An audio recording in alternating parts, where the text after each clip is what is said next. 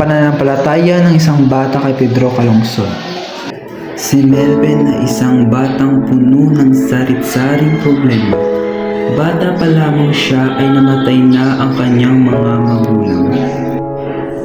Ngunit hindi ito naging dahilan para talikuran niya ang pananampalataya niya kay Pedro Calungsod.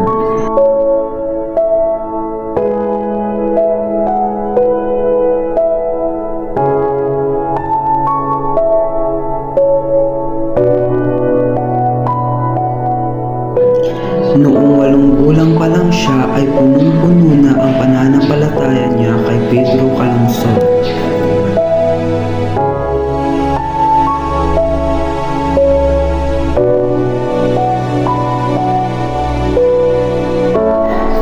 Nung papauwi na siya ay dumaan siya sa palikuran upang maghugas ng kanyang kamay.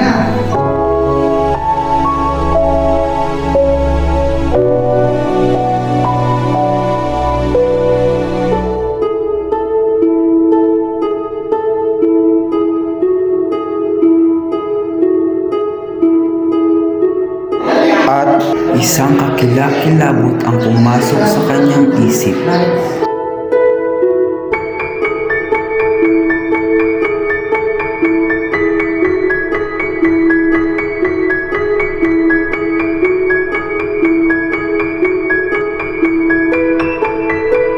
Ngunit naalala niya ang kanyang pinananampalatayahan na si San Pedro Calungsod. At kaagad siyang pumunta sa isang imahe ni San Pedro Calungsod upang humingi ng tulong at humingi ng tawad sa kanyang mga kasalanan.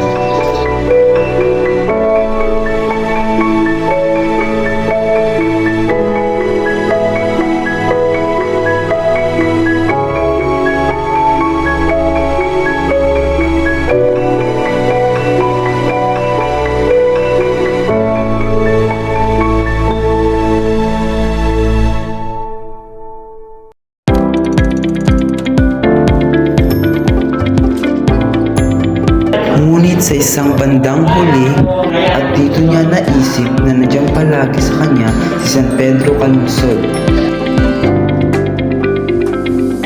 Sa huli, naging masayahing bata na si Melvin at lagi niyang ibinabahagi ang mga salita ng Diyos.